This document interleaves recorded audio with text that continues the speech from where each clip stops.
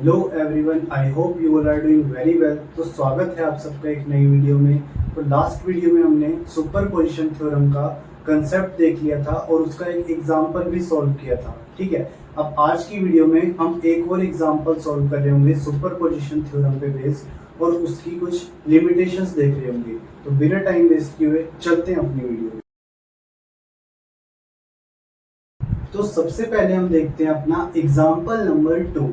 Example number 2 में हमें ये सर्किट दिया हुआ है और हमें क्या बोला है, फाइंड करंट पासिंग थ्रू 8 ओम यूजिंग सुपरपोजिशन थ्योरम। यानी कि सुपरपोजिशन थ्योरम का यूज करके हमें 8 ओम रेजिस्टर के अलाउंग करंट की वैल्यू फाइंड करनी है। ठीक है, अब ये हमारे पास सर्किट है, इसमें एक वोल्टेज सोर्स है और एक करंट सोर्स है। ठीक है, अब इस सर्किट में हमें 8 ओम रेजिस्टर के अलाउंग करंट की वैल्यू फाइंड करनी है। ठीक है, using superposition theorem.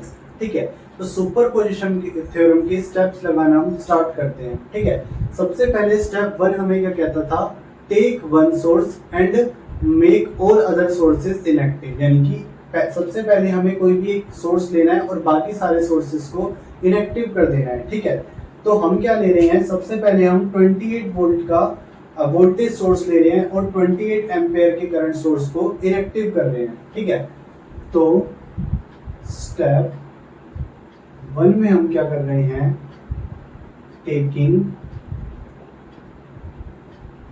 28 volt voltage source, ठीक है,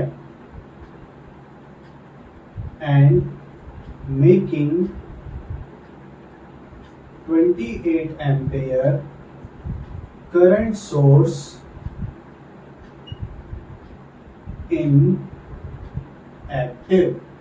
ठीक है, यानी कि 28 वोल्ट सोर्स को ले रहे हैं और 28 एम्पेयर करंट सोर्स को इनएक्टिव कर रहे हैं। ठीक है, अब हम इसके लिए सर्किट रीड्रॉ करते हैं।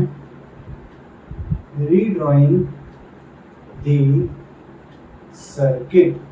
ठीक है, यहाँ पे हमें 28 वोल्ट का सोर्स तो लेना पड़ेगा क्योंकि हमने इसको यहाँ पे एक्टिव कर रखा है। ठीक है, तो सबसे पहले हम क्या लेंगे, यहाँ पे एक 28 वोल्ट का सोर्स लेंगे। ठीक है, यहाँ पे रेजिस्टेंस 6 ओम।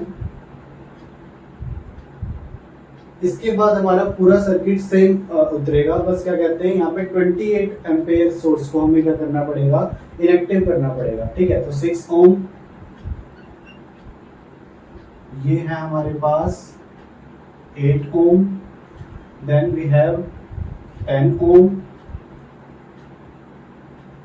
ठीक है, अब इस करंट सोर्स को अगर हमें इनएक्टिव करना है, करंट सोर्स को अगर हमें इनएक्टिव करना होता है तो हम उसको किससे रिप्लेस करते हैं, ओपन सर्किट से। यानी कि ये जो हमारे पास पूरी ब्रांच है ये ओपन हो जाएगी इन दोनों टर्मिनल्स के बीच।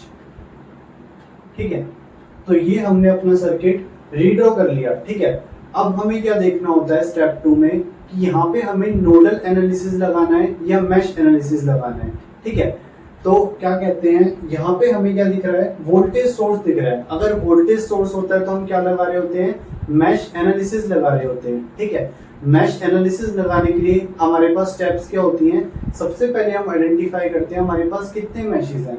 अगर हम यहाँ ध्यान से देखें तो हमारे पास एक ही मैश प्रेजेंट है, ये तो ओपन है, यहाँ कोई मैश बनेगा नहीं, तो हमारे पास एक ही मैश प्रेजेंट है।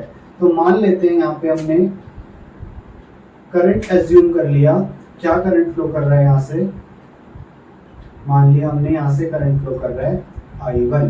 ठीक है, अब हम क्या करते हैं, यहाँ पे इस मैश के अंदर KVL लगाना स्टार्ट करते हैं। ठीक है, तो अब हमें इस मैश के लिए KVL इक्वेशन लिखनी है। ठीक है, KVL इक्वेशन लिखने से पहले हम इसको कंसीडर कर लेते हैं, ये है हमारे पास मैश नंबर 1। ठीक है, अब मैश नंबर 1 के लिए हमें KVL इक्वेशन लिखनी है। ठीक है, सो KVL इक्वेशन फॉर मैश 1। ठीक है, इसके लिए अगर हम KVL इक्वेशन लिखें तो क्या है, 28 - 6I1 - 8I1 equals to 0। ठीक है, so 28 - 14I1 equals to 0। I1 की वैल्यू आती है हमारे पास यहाँ पे 2 एम्पेयर। ठीक है, अब हमें क्वेश्चन में क्या निकालने के लिए बोला था, करंट थ्रू 8 ओम रेजिस्टर, यानी कि 8 ओम रेजिस्टर के अलोंग हमें करंट की वैल्यू फाइंड करनी है। अगर हम ध्यान से देखें तो क्या 8 ओम रेजिस्टर के अलोंग करंट I1 ही फ्लो नहीं कर रहा, यहाँ पे I1 ही 6 ओम में फ्लो कर रहा है और 8 ओम में फ्लो कर रहा है। ठीक है, तो अगर हम I1 डैश माने इसको, तो I1 डैश की वैल्यू क्या है 2 एम्पेयर, और I1 डैश हमारे पास क्या है, current flowing through 8 ohm resistor when 28 volt voltage source is active and 28 ampere current source is inactive। ठीक है, तो ये थी हमारे पास स्टेप नंबर 2। अब हम बढ़ते हैं अपनी स्टेप नंबर 3 की। तो स्टेप नंबर 3 में हमें क्या करना होता है, जो भी सोर्स हमने पहले लिया था, यानी कि स्टेप 1 में हमने जो सोर्स लिया था उसको छोड़ के किसी और सोर्स को कंसिडर करना होता है और बाकी सारे सोर्सेस को इनएक्टिव करना होता है। ठीक है, सबसे पहले हमने 28 वोल्ट का वोल्टेज सोर्स लिया था, अब हम लेंगे 28 एम्पेयर का करंट सोर्स और 28 वोल्ट के वोल्टेज सोर्स को इनएक्टिव कर देंगे। ठीक है, सो इन स्टेप 3 क्या लेंगे, taking 28 ampere current source and making 28 volt voltage source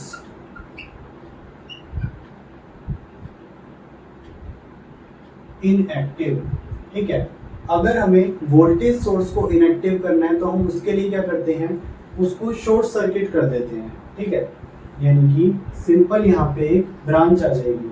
ठीक है, उसके बाद हमारे पास है 6 ओम का रेजिस्टर,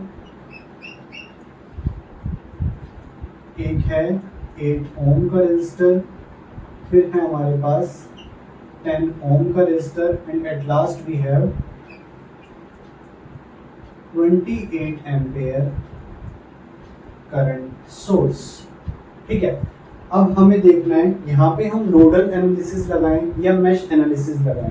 ठीक है, अगर हम यहाँ पे नोडल एनालिसिस लगाते हैं, करंट सोर्स प्रेजेंट है ना, तो हमारे पास सबसे पहला थॉट क्या आएगा कि हम यहाँ पे नोडल एनालिसिस लगाएं। लेकिन अगर हम यहाँ नोडल एनालिसिस लगाते हैं तो हमें क्या है, यहाँ पे रजिस्टर और करंट सोर्स दोनों सेम ब्रांच में लाया कर रहे हैं, तो हम ये नहीं बता पाएंगे कि यहाँ पे करंट की वैल्यू एक्चुअल में क्या होगी।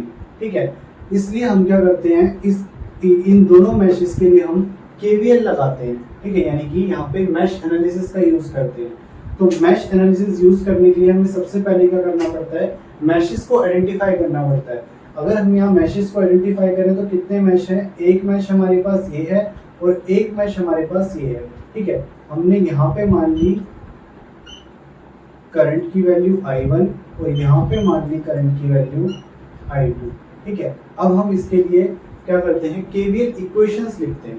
ठीक है, तो अब हमें इन दोनों मैशेस के लिए KVL इक्वेशन निकालनी है। तो सबसे पहले हम लिखते हैं KVL इक्वेशन फॉर मैश 1। ठीक है, मैश 1 के लिए KVL इक्वेशन क्या होगी, -6I1 -8 I1 I2 equals to 0। ठीक है, यानी कि -6I1 -8I1 +8I2 equals to 0, यानी कि -14I1 इक्वल्स टू -8I2।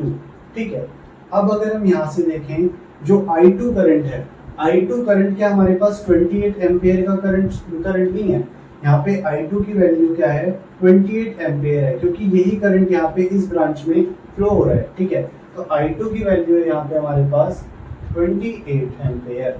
ठीक है, तो यहाँ पे 14I1 किसके बराबर हो गया, 8 × 28। ठीक है, यानी कि I1 की वैल्यू आती है 16 एम्पियर। ठीक है, जब हम इसको सॉल्व करते हैं तो हमारे पास I1 की वैल्यू क्या आती है 16 एम्पियर। ठीक है, अब हमें क्वेश्चन में करंट क्या निकालना था, करंट थ्रू 8 ओम, यानी कि इस रेजिस्टर के अराउंड करंट निकालना था। ठीक है, तो मान लेते हैं उसको हमने मान लिया I2 डैश। I2 डैश क्या होगा, इस ब्रांच में है तो क्या होगा I1 minus I2, I1 minus I2, यानी कि I1 क्या है 60 माइनस I2 की वैल्यू क्या है 28,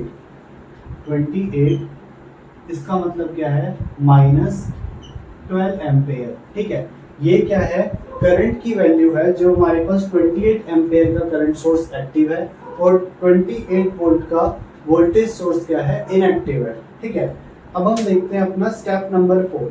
ठीक, तो अब हम देखते हैं अपना स्टेप नंबर 4। ठीक है, स्टेप नंबर 4 में हमें क्या करना होता है, ओवरऑल रिजल्ट फाइंड करना होता है। ठीक है, ओवरऑल रिजल्ट यहाँ पे क्या निकलेगा, करंट थ्रू 8 ओम रजिस्टर, यानी कि करंट थ्रू 8 ओम रजिस्टर, इसकी वैल्यू क्या होगी I1 dash plus I2 dash, I1 dash plus I2 dash. I1 dash हमारे पास क्या था 2 और I2 डैश अभी हमने निकाला था -12, यानी कि इसकी वैल्यू आई -10 एम्पेयर। ठीक है, यानी कि current through 8 ohm resistor will flow of value 10 ampere. ठीक है, यहाँ माइनस साइन क्या डिनोट करता है कि जो हमने करंट की डायरेक्शन एज्यूम की थी वो अपोजिट है जो कि ओरिजिनल डायरेक्शन है करंट की। ठीक है, तो इस तरीके से हमने सुपरपोजिशन थ्योरम का यूज करके इस क्वेश्चन को सॉल्व किया। ठीक है, अब हम इसकी कुछ लिमिटेशंस देखते हैं। तो अब हम देखते हैं लिमिटेशंस ऑफ सुपरपोजिशन थ्योरम। ठीक है, सबसे पहली लिमिटेशन है लिमिटेड टू लीनियर सर्किट्स। इसका मतलब क्या है, सुपरपोजिशन थ्योरम खाली लीनियर सर्किट्स में लग सकती है। अब लीनियर सर्किट्स क्या होते हैं, ये वो सर्किट होते हैं जिसके जो पैरामीटर्स हैं जैसे कि रेजिस्टेंस, इंडक्टेंस, कैपेसिटेंस, इनकी वैल्यू टाइम, वोल्टेज या फिर टेम्परेचर के साथ साथ चेंज नहीं हो सकती। ठीक है, उसके बाद है may not capture all effects. ठीक है, अब क्या होता है कि कभी कभार हमारे पास जो वोल्टेज सोर्सेज प्रेजेंट हैं किसी नेटवर्क के अंदर, उनके बीच में इंटरेक्शन होने से कुछ इफेक्ट्स प्रोड्यूस होते हैं। उन इफेक्ट्स को जो है सुपरपोजिशन थ्योरम कैप्चर नहीं कर पाती। ठीक है, डजंट प्रोवाइड ओवरऑल सॉल्यूशन। इसका मतलब क्या है कि सुपरपोजिशन थ्योरम में क्या है, जब सारे हमारे पास सोर्सेज एक्टिव होते हैं उस टाइम हम सॉल्यूशन नहीं निकालते। ठीक है, हमें क्या है एक टाइम पे एक ही सोर्स को एक्टिव करना पड़ता है अपना सॉल्यूशन निकालने के लिए। उसके बाद है not used in calculation of power. अब पावर कैलकुलेशन में हम सुपरपोजिशन थ्योरम का यूज नहीं कर सकते। क्यों? क्योंकि पावर डिसिपेशन है एक नॉन लीनियर फंक्शन और जो हमारे पास सुपरपोजिशन थ्योरम है वो खाली लीनियर फंक्शन को ही सपोर्ट करती है। ठीक है, तो ये कुछ लिमिटेशंस थी सुपरपोजिशन थ्योरम की। तो वैसे तो हम अपने 2 एग्जांपल्स देख चुके हैं, लेकिन फिर भी अगर आपको आगे प्रैक्टिस करनी है क्वेश्चंस की तो ये 2 क्वेश्चंस है आपके पास। ठीक है, इन क्वेश्चंस को आप सॉल्व कर सकते हो। ठीक है, आप इनका स्क्रीनशॉट भी ले लो या फिर क्या है कि मैं इनको डिस्क्रिप्शन बॉक्स में इनकी फोटोज डाल दूंगा। ठीक है, तो वहां से भी आप देख सकते हो। बाकी अगर आपको रिवीजन के लिए इन स्लाइड्स की जो कि आज हमने डिस्कस करी है उनकी फोटोज चाहिए तो वो भी आपको डिस्क्रिप्शन बॉक्स में मिल जाएगी।